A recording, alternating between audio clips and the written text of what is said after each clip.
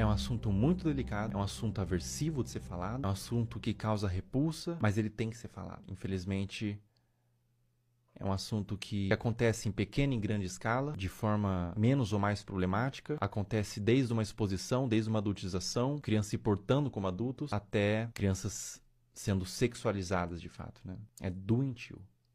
É doentio, é completamente doentio. Então eu convidei uma psicóloga que é especializada em casos de criança e quero fazer umas perguntas para ela.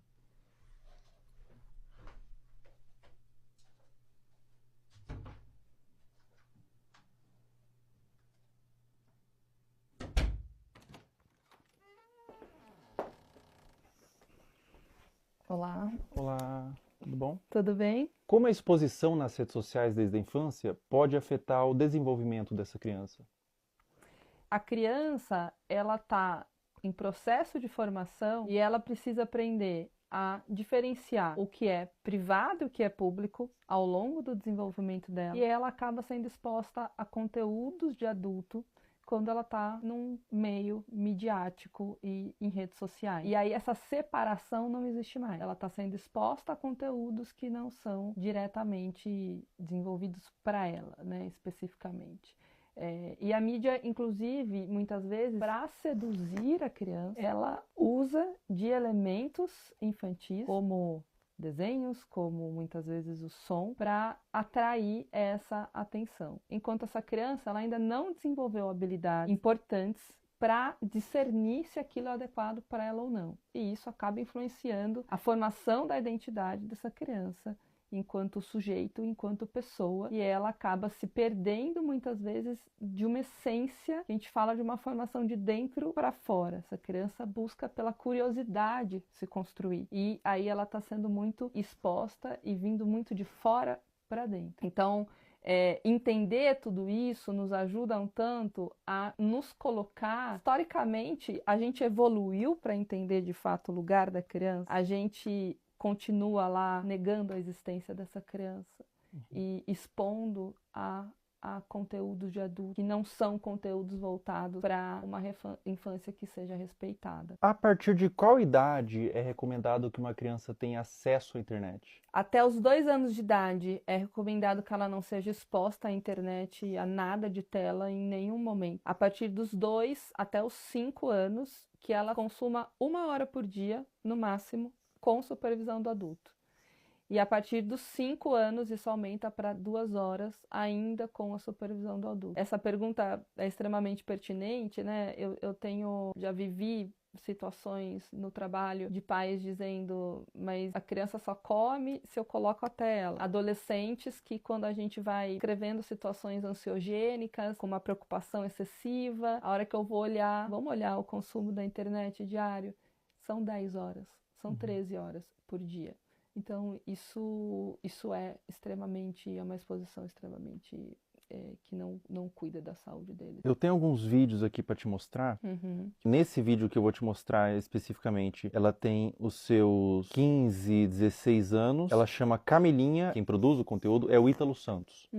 Acreditando nisso, isso que eu tô vendo? Né? A Camilinha, ela tem 16 anos, 15 anos nesses vídeos. Ela começou muito jovem, com 11 anos, então ela se desenvolveu naquele ambiente. Vê esse outro vídeo, por exemplo. Camila. Ei! Inclusive, ele faz shows onde ele apresenta a Camilinha. Nesse frame, ela tinha 15 anos.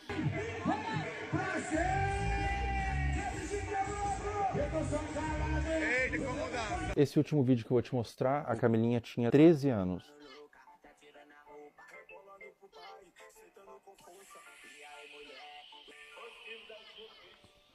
Vamos lá, acho que tem muita coisa aí, né?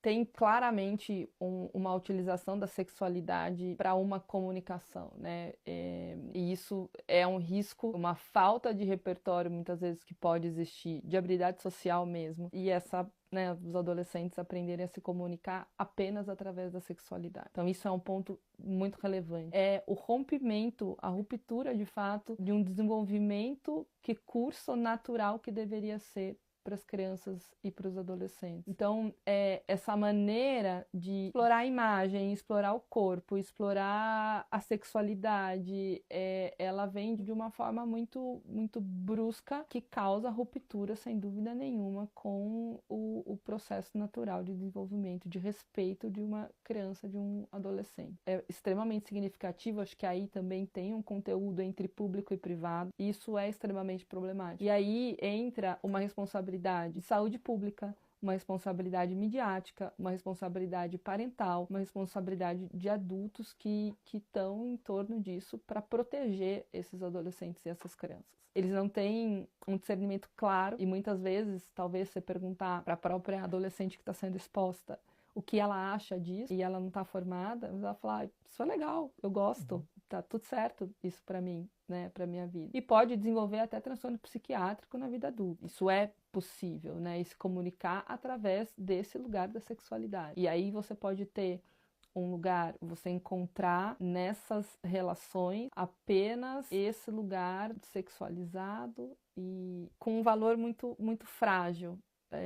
Isso é muito relevante, né? Você busca essa formação de identidade através da materialidade, porque a mídia influencia no consumo, da sexualidade e não na essência. Então, ficar focado no ter e na exposição da imagem. Ela precisa sentir que ela é amada como ela é, não da maneira como os pais e os outros esperam que ela seja. Ela sentir segurança nesse lugar, então esse conjunto de variáveis que a fortalecem para ela se desenvolver em valores distantes da materialidade, da sexualidade e de algo que não protege essa infância e essa adolescência. Agora a gente vai fazer umas perguntas um pouco mais sensíveis ao que tange abuso sexual. O que acontece na mente de uma criança quando o abusador é alguém da família ou alguém de confiança? Confiança que não é de confiança, né?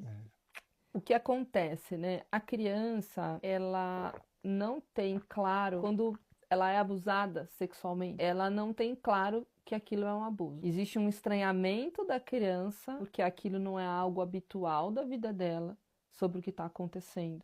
Mas, desde um estranho que possa ser o abusador, no caso, ou alguém da família, um estranho eu vou desconfiar mais facilmente. Alguém da família, alguém que eu confio, tá, né, tendo um comportamento abusivo, é mais difícil que eu reconheça aquilo como abuso de uma maneira clara, porque esse abusador, se eu confio, é porque ele também, de alguma maneira, se estabeleceu ali como alguém que faz coisas positivas para mim, assim como outros adultos que eu tenha de confiança, como vínculo de apego e vínculo de conexão relevante, né?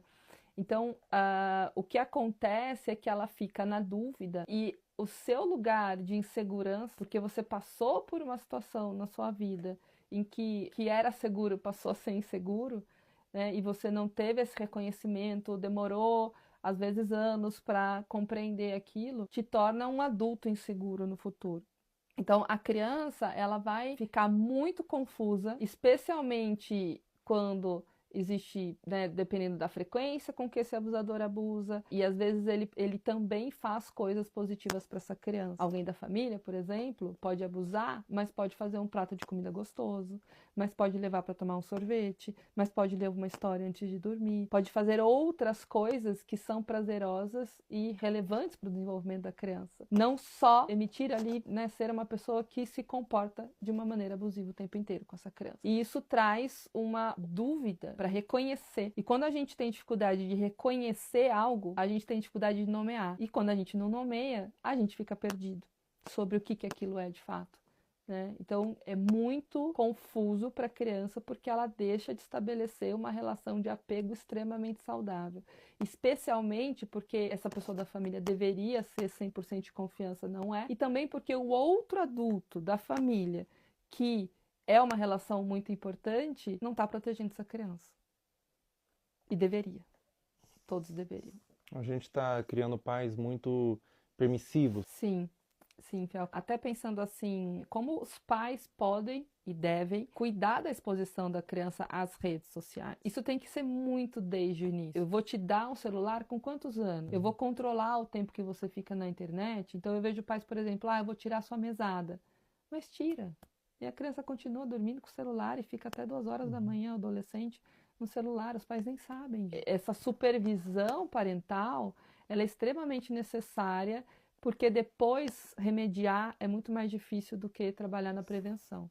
Cuidar nesse guia, então assim, não, você não está invadindo a privacidade do seu filho. Você está permitindo que ele tenha uma rede social com uma X-idade, se você puder acessar também. Essa é a forma que é possível ter a rede social. E aí você larga lá teu filho no quarto com o celular, é a mesma coisa que você largar no meio da Praça da Sé, que tem tudo, você está sendo exposto a tudo.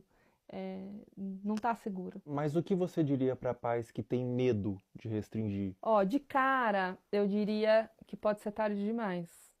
Depois. Agora você tem só isso aqui, mas daqui a pouco seu filho pode estar sendo abusado, daqui a pouco pode ter um pedófilo conversando ali com teu filho e ele não sabe disso. Ele não sabe o que é, ele não sabe discernir, ele precisa de você. Então, acho que é uma mensagem mais assustadora e ao mesmo tempo real. Eu já tive paciente que começou a se cortar porque viu o conteúdo no TikTok. É tarde, né? É isso. Eu tive essa exposição, eu aprendi isso na internet. Uma criança dessa forma que você falou, que criou sua identidade através da mídia, que adulto que ela vira? É uma excelente pergunta. Ela vira um adulto com certeza com um selfie muito frágil e falso. Ela não tem uma identidade de eu verdadeira, de quem ela é. E até pensando em pertencimento, o pertencimento dessa criança, ela vai buscar ter para pertencer. Ela vai buscar se expor para... E aí falta várias habilidades de construção. Ela foi formada 100% por fora, foi de fora para dentro. Ela não tem um guia protetor, pensar num guarda, assim, protetor, que vai proteger ela. Não, ela tá 100% de fora para dentro. E criança pede limite. Não dá pra gente pensar que a criança vai, enquanto ela puder se expor, no sentido, não, eu vou querer a internet o máximo de tempo. Tem paciente que tem consciência que está 10, 12, 13 horas na internet, mas eu não consigo. Sozinho eu não consigo. Então, que forma que a gente vai buscar isso? Então, não tenha dúvida nenhuma que será um adulto extremamente fragilizado, sem habilidades de se relacionar, buscando se conectar com o outro através de materialidade, da sexualidade e não de uma consciência estruturada de self, de eu, de como eu me conheço, bem desenvolvida e construída. Sobre abuso sexual, existe um tempo certo para buscar terapia? Mesmo que o abuso tenha acontecido há muitos anos atrás, você nunca se abriu, você nunca falou para ninguém soube, e você deixou no seu coração, deixou interiorizado. Existe um tempo certo? Ou mesmo depois de anos é interessante você buscar uma terapia, buscar um autocuidado através da psicoterapia? Mesmo depois de anos, a qualquer momento. Eu tive contato com adultos, exatamente, né? Tanto com criança, mas também com adultos que nunca falaram, e sempre vem um lugar assim, a mãe sabia que o tio fazia, e aí a mãe não falava. Então tem uma coisa meio secreta num lugar familiar, de ter dificuldade de falar sobre, e aí vem sentimentos de vergonha, de culpa, dentre outros, e uma coisa muito mais se fechar do que se abrir para falar sobre isso de uma maneira natural, porque a aprendizagem foi de que isso não deveria ser falado, porque a família escolher um lugar de guardar um segredo, de não expor isso, de não cuidar disso, de não reconhecer que aquilo não deveria ter acontecido. E às vezes até por uma dificuldade de eu deveria ter protegido, eu não consegui, então eu não consigo nem falar sobre isso. É complexo, mas a qualquer momento, sem dúvida nenhuma, uma criança que descobre que acontece, quanto antes ela iniciar uma psicoterapia, a chance dela ser um adulto saudável e que compreendeu esse processo e tudo mais, maior é. Então, não tem um tempo certo, quanto antes melhor, mas nunca vai ser tarde para buscar ajuda. É muito comum quando a criança ou a pessoa mesmo é abusada, ela sente culpa. O que você diria para uma criança, ou para um adolescente, ou para um adulto mesmo que foi abusado na infância, que sente vergonha, às vezes nunca falou para ninguém, ou às vezes falou e foi desacreditado? Qual recado, qual conselho você daria para esse indivíduo? Eu acho que são dois movimentos, assim, né? É uma coisa de uma conexão, assim, de olho no olho. Tô aqui com você. A culpa não é tua. Não é sua culpa isso ter acontecido. Estar com. Quando a gente fala em estar com, e às vezes o início de um processo é esse, assim, eu te abraço, acolhimento, coisa de colo, para essa pessoa conseguir começar a se abrir e quando a gente fala abrir, é abrir para um processo de compreensão, de falar sobre aquilo, porque a aceitação, ela não é uma conformidade. A aceitação é abrir espaço para um processo de compreensão. E para isso é preciso falar. Para isso é preciso nomear, falar, reviver, que é muito difícil. Então, eu diria, a culpa não é sua, eu tô aqui com você e a gente vai cuidar disso. Perfeito. Muito obrigado, doutora. Obrigada. Obrigado eu por ter agradeço. vindo. Muito bom. Obrigada.